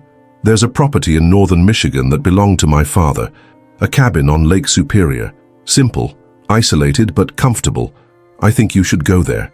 Reed opened the folder to find photographs of a modest but well-built cabin overlooking the vast expanse of Lake Superior. It looked peaceful, contemplative, and utterly unlike anywhere he would normally choose to spend time. To do what exactly? He asked, genuinely perplexed. To figure out who Reed Whitfield is when he's not making deals or conquering markets, Juliet replied. To determine if there's anything beneath the persona you've created worth salvaging. Reed closed the folder, considering the proposal. And after these 3 months, if you choose to return, Diana and Judge Montgomery are willing to consider a consulting role with significant restrictions and oversight. The Ethics Foundation would also welcome your input, assuming your perspective has evolved. And us? Reed asked, voicing the question that hung unspoken between them. Is there any path forward there? Juliet's expression softened slightly, revealing a complexity of emotion beneath her composed exterior. I don't know, Reed. 15 years isn't erased in a moment of crisis, for better or worse. What I do know is that I can't make any decisions about our future until I understand who you're becoming, until you understand it yourself. Reed nodded slowly, a strange sense of rightness settling over him. When would I leave? Today, if possible.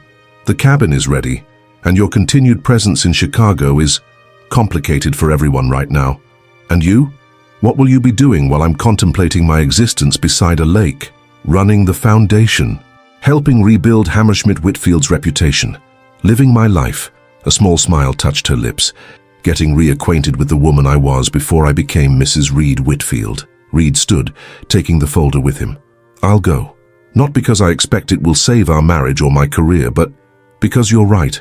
I need to understand who I am beyond those things. As he moved toward the door, Juliet called after him. Reed, there's something else you should know. He turned back to find her holding out a slim volume bound in faded leather. Richard Whitfield's journal, the one Reed had kept but never truly read. Take this with you, she said. My father saw something in you once, something worth believing in, worth nurturing. Maybe his words can help you rediscover whatever that was. Reed accepted the journal, their fingers briefly touching in the exchange. Thank you. 3 months, Reed, Juliet said softly. No contact, no business calls, no financial news. Just you, the lake, and whatever you find within yourself there. And then? And then we'll see. As Reed left the foundation offices, Chicago's financial district bustled around him, bankers and traders rushing to meetings, deals being made, fortunes rising and falling. For 15 years, this had been the ecosystem in which he had thrived, the terrain he had conquered. Now he observed it as if from a distance, already feeling detached from its rhythms and imperatives. His phone buzzed with notifications, emails, texts, news alerts about Whitfield Investments' stock recovery, Victor's arrest, Reed's own uncertain future. With a decisive movement, he shut it off completely and hailed a taxi to his penthouse. 3 hours later, Reed stood in the expansive foyer of the lakefront condominium he had purchased as a trophy rather than a home. Suitcases packed with casual clothes he rarely wore waited by the door. He had left instructions with his attorney regarding essential matters requiring attention during his absence, but had otherwise severed the connections that had defined his daily existence. As he prepared to leave, the elevator doors opened to reveal Elias Fletcher. "Going somewhere?" Elias asked, taking in the luggage. "Michigan," Reed replied, too exhausted for pretense. "Juliet's suggestion." Elias nodded thoughtfully. "The cabin on Superior, good choice." Reed's eyes narrowed slightly. "You know it?" "Richard took me there once, years ago, when I was just starting Fletcher Technologies. Said it was where he went to remember what mattered." Elias crossed the foyer, his posture relaxed but purposeful. "I won't keep you. Just wanted to deliver this in person." He handed Reed a sealed envelope. "Financial intelligence my team gathered on Cantwell's operation. Thought you should know the full scope of what you were up against." Reed accepted the envelope with a mixture of curiosity and suspicion. "Why give this to me now when I'm walking away from everything?" "Because despite our differences, I respected Richard Whitfield immensely, and he believed in you." Elias moved back toward the elevator. "Consider it context for your contemplation." As the elevator doors closed, Reed stared at the envelope, tempted to open it immediately. Instead, he placed it in his briefcase alongside Richard's journal, both to be examined when he reached the isolation of the cabin. The drive north took 6 hours, Chicago's urban density gradually giving way to the rolling countryside of southern Wisconsin, and then the dense forests of Michigan's Upper Peninsula. With each mile, Reed felt layers of his carefully constructed identity peeling away: CEO, financial titan, manipulator of markets, betrayed husband, disgraced leader. By the time he turned onto the unmarked dirt road leading to the cabin, he wasn't entirely sure who remained behind those titles. The cabin itself was exactly as the photos had shown, rustic but well-maintained, perched on a bluff overlooking the vastness of Lake Superior. As Reed unlocked the door and stepped inside, he was struck by the simplicity of the space. No luxury amenities, no expensive art, no status symbols. Just comfortable furniture, well-worn books and windows framing the eternal meeting of water and sky. On the kitchen table sat a single sheet of paper with Juliet's handwriting. The pantry is stocked. Firewood is on the porch. Internet is intentionally absent. The nearest town is 20 miles south if you need supplies. Cell reception is spotty at best. Time moves differently here. Let it. J. Reed placed the note carefully back on the table, then moved to the porch overlooking the lake. The late afternoon sun cast long shadows across the water, painting the surface with streaks of gold and crimson. The vastness of Superior stretched to the horizon, making even Reed Whitfield, who had commanded billions of dollars and the attention of financial markets, feel appropriately small. For the first time in years, perhaps decades, he had nowhere to be, no one to impress, no deal to close, no enemy to outmaneuver. The silence was deafening. That night, after building a fire in the stone hearth, Reed finally opened Elias Fletcher's envelope. Inside were documents detailing James Cantwell's 15-year campaign of revenge, a meticulously orchestrated plan that had begun the moment Reed forced Richard Whitfield out of his own company. The evidence was damning not of Cantwell, but of Reed himself. Page after page documented how his own actions, his arrogance, his ruthlessness, his willingness to discard people after using them, had created the perfect environment for Cantwell's scheme to flourish. Victor's betrayal, Meredith's infiltration, the SEC investigation, all were responses to seeds Reed had planted years earlier. One document particularly struck him, a psychological profile Cantwell had commissioned on Reed early in the campaign. It described him as pathologically focused on external validation, incapable of recognizing the intrinsic value of relationships, and vulnerable to manipulation through his own belief in his superiority. Reed read the assessment multiple times, recognition dawning with each repetition. The profile described not just his professional persona, but the core operating system of his identity, the patterns that had driven him to success, while simultaneously setting the stage for his downfall. He set the documents aside and picked up Richard Whitfield's journal, opening to a random entry from 17 years earlier. Had dinner with Reed Whitfield tonight. Brilliant young man with an extraordinary mind for finance, but I worry about his hunger. He sees the chess moves but not the people making them. I recognize the ambition. It reminds me of myself at his age, before Catherine and Juliet taught me what truly matters. Perhaps mentoring him will provide the guidance I never had. There's goodness in him, beneath the drive and calculation. I saw it in how he spoke about creating security for families, about building something that lasts. The question is whether that goodness will survive his ascent, or be sacrificed to it. Reed closed the journal, a tightness in his chest making it difficult to breathe. Richard had seen him clearly, both his potential and his fatal flaws, and had chosen to believe in the former despite the latter. In the days that followed, Reed established a simple routine at the cabin. Mornings were spent on the porch with coffee, watching the lake's changing moods. Afternoons were for physical tasks, chopping wood, making minor repairs to the cabin, hiking the surrounding trails. Evenings were devoted to reading Richard's journal chronologically, tracing the man's thoughts from Reed's arrival at his company through his final days. A week into his exile, Reed drove into the small town of Whitefish Bay for supplies. At the general store, the elderly proprietor chatted amiably, asking if Reed was another city fella coming up to find himself. Something like that, Reed acknowledged with a small smile. Richard Whitfield's cabin, right? The man asked, surprising Reed. Used to come in here a couple times a month when he stayed there. Good man, Richard. Always asked about my granddaughter's college plans, remembered them from visit to visit. You knew him well? Well enough to know he valued this place, the owner replied, bagging Reed's groceries. Said it reminded him what the money was for. Never quite understood that myself, not having enough to forget. Reed considered this as he drove back to the cabin, the old man's words echoing in his mind. What the money was for. Had Reed ever truly asked himself that question? Or had accumulating wealth and power become an end in itself, divorced from any meaningful purpose? 2 weeks into his sabbatical, Reed received his first and only visitor. He was splitting logs on the side yard when a rental car pulled up the dirt driveway. Judge Montgomery emerged, looking oddly natural in casual clothes despite his usual formal courtroom attire. Productive therapy, Montgomery observed, nodding toward the split wood. Richard swore by it. Reed set down the axe, wiping sweat from his brow. I didn't expect visitors. Juliet doesn't know I'm here, Montgomery assured him. This is between us. May I? Reed gestured toward the porch where 2 Adirondack chairs faced the lake. As they settled into the chairs, Montgomery produced a flask from his jacket pocket. 15-year-old Scotch, he explained, offering it to Reed. Seemed appropriate. Reed accepted a small sip before passing it back. Why are you here, Harold? Montgomery took his time answering, gazing out at the lake. I've known 3 generations of Whitfields now. Watched them build, lose, and rebuild.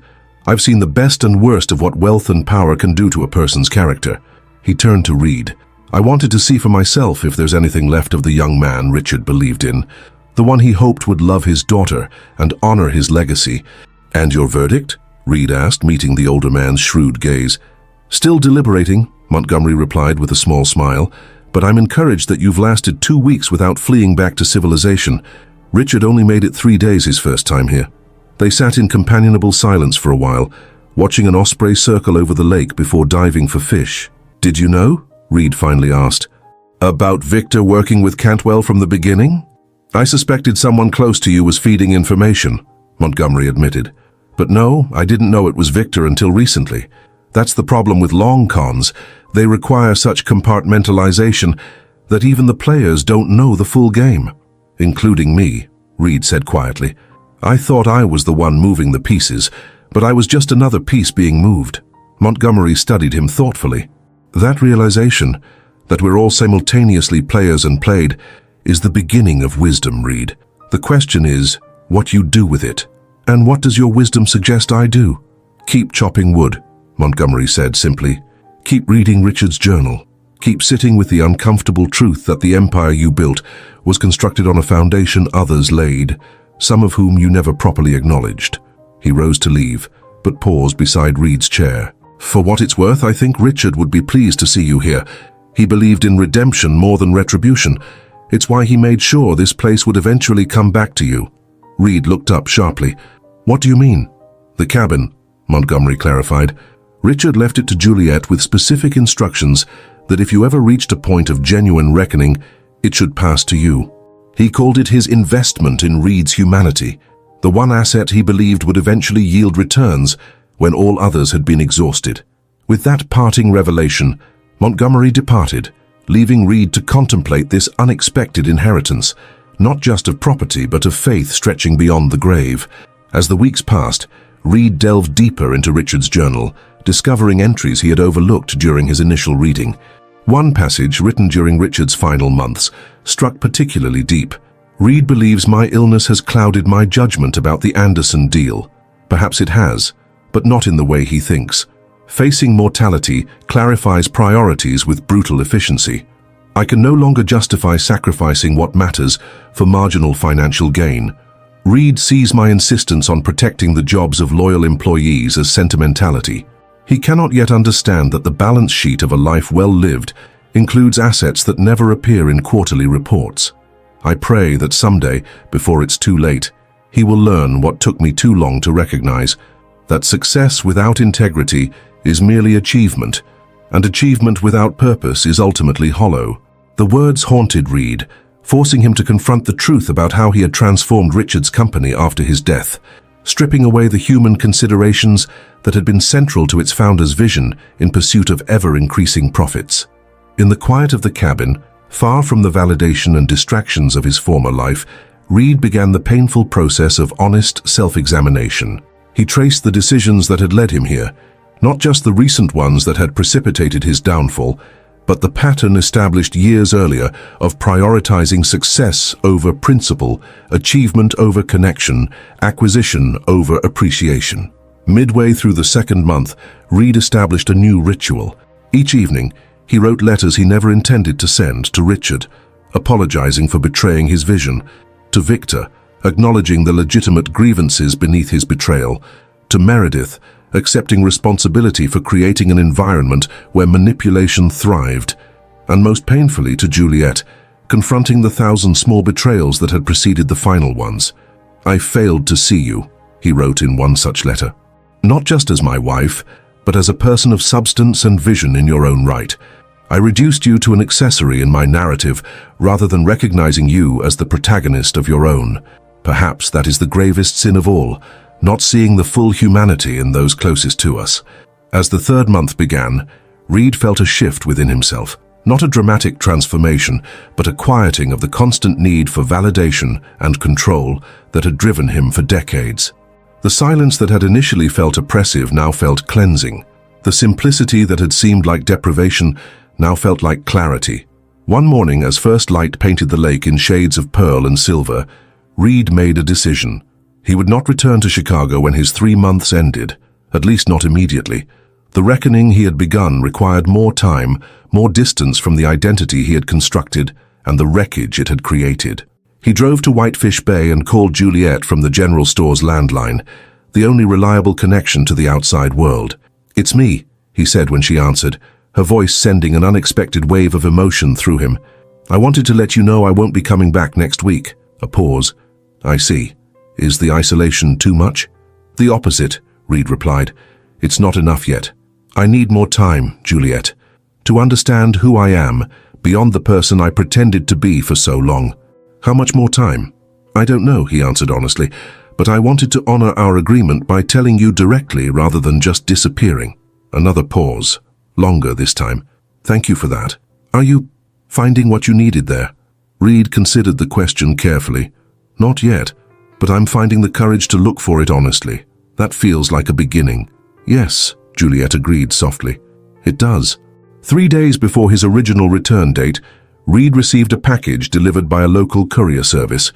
Inside was a legal document transferring ownership of the cabin to him, along with a brief note from Juliet.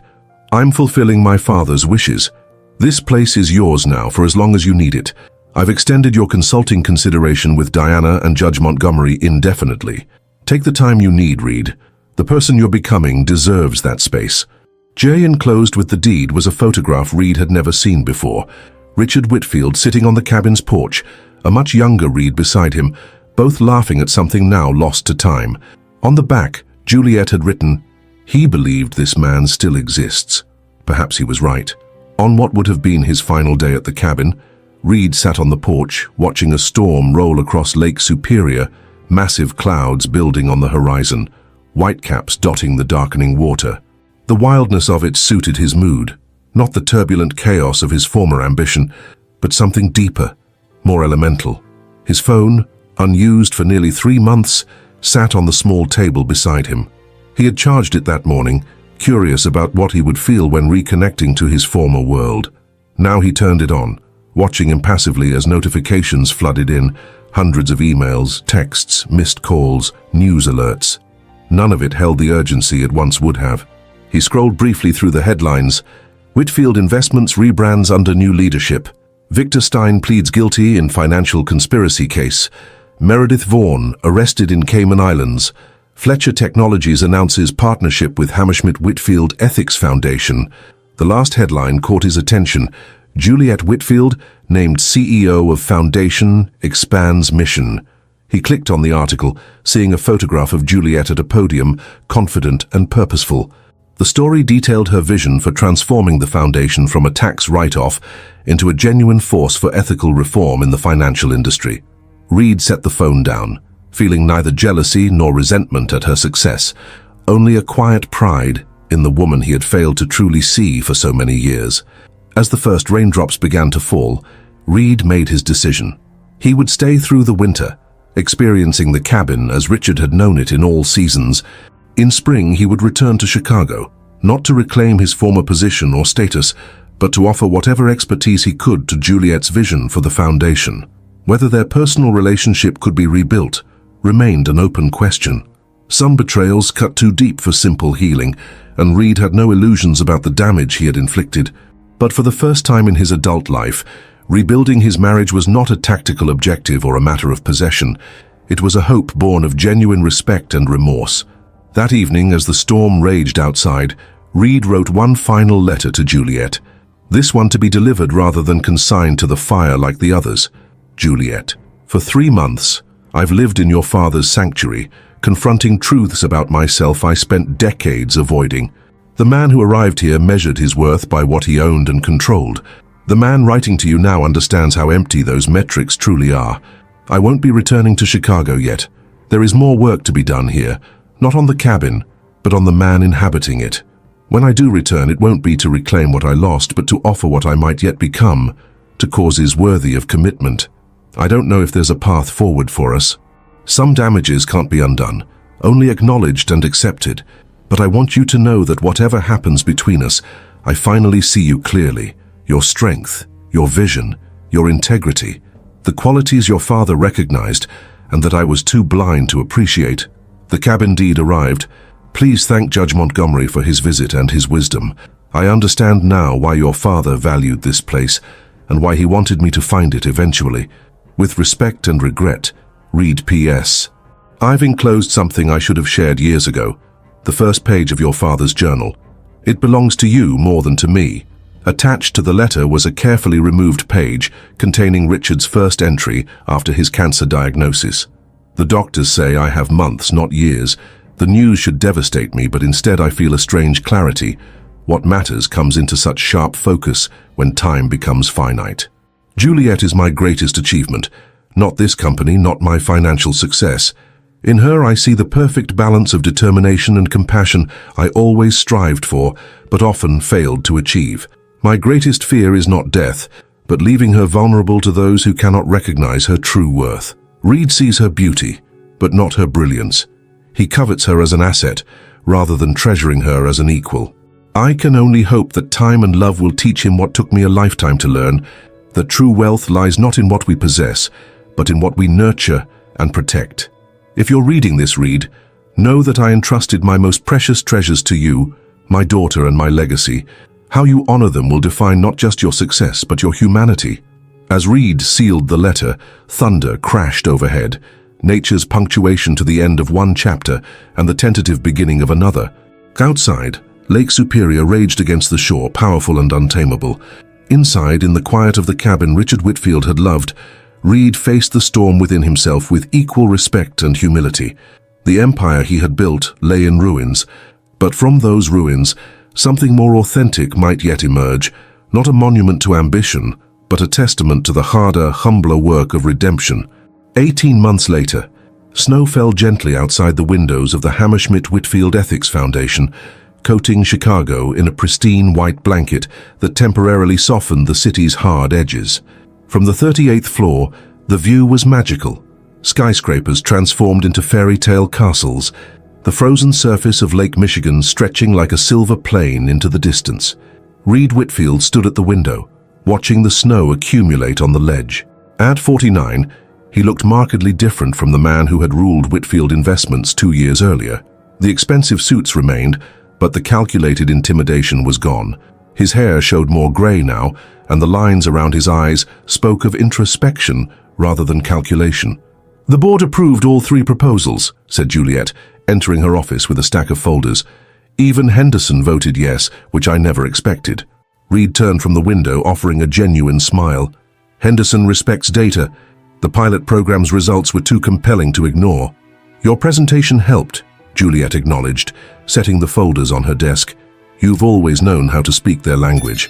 "I've had excellent coaching," Reed replied, his eyes meeting hers with quiet gratitude. Their professional relationship had evolved into an effective partnership over the past year. After 8 months at the cabin, Reed had returned to Chicago, not seeking to reclaim his former position, but offering his expertise to the foundation on Juliet's terms. His insider knowledge of financial manipulation had proven invaluable in developing programs to prevent the very abuses he had once exploited. Their personal relationship remained more complicated. The divorce papers, drawn up during Reed's exile, remained unsigned, neither moving forward with finalizing the separation nor actively reconciling. Instead, they existed in a careful balance of professional respect and cautious personal rediscovery. "Diana called," Juliet said, taking a seat behind her desk. "The ethics certification program is being adopted by 3 more major banks. Apparently, your reputation for knowing where the bodies are buried makes compliance officers very attentive during your workshops." Reed smiled wryly. "Poetic justice, using my former tactics to close the loopholes I once exploited." A knock at the door interrupted them. Camilla appeared with 2 cups of coffee. "Your 4 o'clock was cancelled due to the weather, Mrs. Whitfield, and Mr. Fletcher called to confirm dinner at 7, weather permitting." "Thank you, Camilla," Juliet replied. As her assistant left, Reed raised an eyebrow. "Fletcher still making his case?" Juliet met his gaze steadily. "Elias has been a good friend and supporter of the foundation. The dinner is a strategy session for the congressional testimony next month." "Of course," Reed nodded, accepting her explanation without pressing further. Whatever relationship existed between Juliet and Elias remained their business, one of many boundaries Reed had learned to respect during his reconstruction of self. Juliet studied him for a moment. "The cabin looks good with the renovations. I almost didn't recognize it when I dropped off those documents last month." "Just some necessary updates," Reed explained. "The original character is intact. I've come to appreciate Richard's vision for the place." "He would be pleased," Juliet said softly, "with the cabin and other developments." Reed nodded, understanding the weight of her words. Richard Whitfield's approval had once been something Reed dismissed as unnecessarily constraining. Now the idea that he might be honoring his mentor's legacy carried profound meaning. "I'm heading back there tomorrow," Reed said. "The quarterly review is complete, and the new certification materials don't need me on site. For the weekend, maybe longer," Reed replied. "Winter on Superior has its own kind of beauty. Stark, honest, like the man who lives there now," Juliet suggested, a hint of warmth in her voice. "Still working on that," Reed answered with genuine humility. "Some renovations take more time than others." The intercom buzzed. "Mrs. Whitfield, Judge Montgomery has arrived." "Send him in," Juliet responded. Harold Montgomery entered, bringing with him the energy that belied his advanced age. At 78, he remained sharp as ever, now serving as chairman of the foundation's board. "Reed, good to see you." Montgomery greeted him with a firm handshake. "Excellent work on the certification program." "Thank you, Harold. Your legal perspective was invaluable." Montgomery settled into a chair, his shrewd eyes moving between Reed and Juliet. "I've just come from a fascinating lunch with our old friend Victor Stein." Reed's expression registered surprise. "Victor is out. Released last week. Reduced sentence for cooperation," Montgomery explained. "He asked to see me specifically." "What did he want?" Juliet asked. "To make amends in his way," Montgomery replied. "He provided information about several offshore structures that even the federal investigators hadn't uncovered, and he asked me to give you this, Reed." Montgomery handed over a sealed envelope. Reed accepted it cautiously, turning it over in his hands. "He said it was something he should have given you 15 years ago," Montgomery added, "when Richard first became ill." Reed opened the envelope to find a handwritten letter from Richard Whitfield, dated just weeks before his death. As he read, his expression shifted from curiosity to stunned realization. "What is it?" Juliet asked. Reed looked up, his eyes meeting hers. "Your father never wanted me to push him out. He wanted to make me his successor, with you and me as equal partners in the company's future. He saw us as complementary strengths, my financial innovation balanced by your ethical foundation." He passed the letter to Juliet, watching as she read her father's words. "Victor kept this from you?" she asked, looking up with glistening eyes. "From both of us," Reed confirmed. "Richard had instructed him to deliver it if anything happened during his experimental treatment. Victor made the decision that I wasn't ready, that I would see it as weakness rather than wisdom. And he was right," Reed acknowledged after a moment of reflection. "The man I was then would have rejected the partnership model. I would have seen it as Richard lacking confidence in me, rather than recognizing the wisdom of balance." The three sat in contemplative silence, absorbing the revelation that history might have unfolded entirely differently if one letter had been delivered. "The question," Montgomery said finally, "is not what might have been, but what still could be." He rose, moving toward the door. "I'll leave you two to discuss that. The snow's getting worse and my driver gets nervous in weather." After Montgomery departed, Reed and Juliet stood at the window together, watching the snow transform Chicago into something softer, more forgiving. "Your father saw everything clearly," Reed said quietly. "What I could be at my best, what I would become at my worst." "He also saw me," Juliet replied, "not just as his daughter, but as a counterbalance to your ambition, a partnership neither of us was ready to understand." Reed turned to face her fully. "And now? Now we've both changed," Juliet said. "I found strength I didn't know I had. You found humility you never thought you needed." She held up Richard's letter. "Perhaps this is why Victor chose this moment to share it, not to rewrite the past, but to suggest a possible future." "What kind of future do you see, Juliet?" Reed asked, the question encompassing far more than their professional relationship. Juliet considered her answer carefully. "One where we honor what your ambition built, and what my principles protected, where neither of us stands in the other's shadow. Equal partners," Reed said softly, echoing Richard's vision.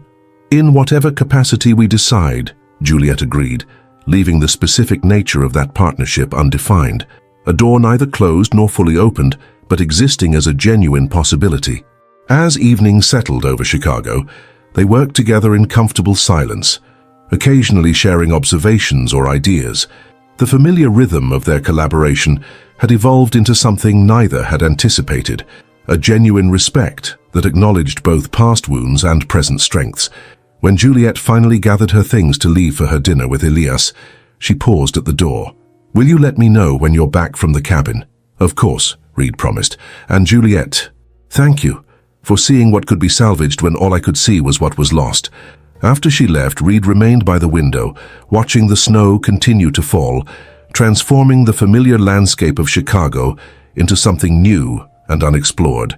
Like his own life, the view was both recognizable and profoundly changed.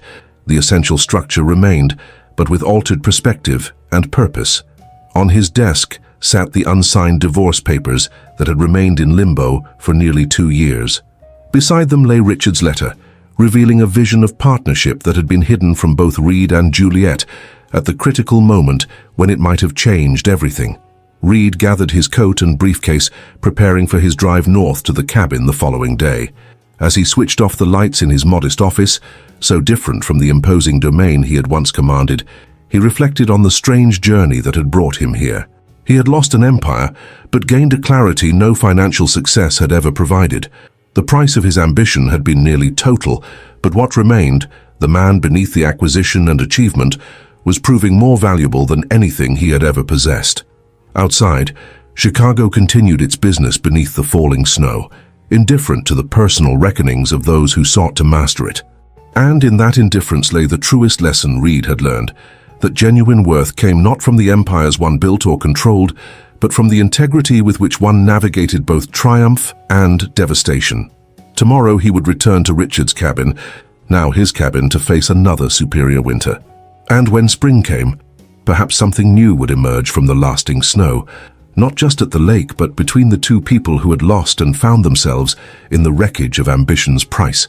If this story touched your heart and you want to keep following inspiring and moving stories, be sure to check out our upcoming videos, subscribe to our channel, and turn on notifications to stay updated on new content that can brighten your journey and provide valuable insights. Join us and keep exploring stories that truly matter. I'm sure the next video that pops up on your screen will touch you as well, so click on it now and we'll see you there.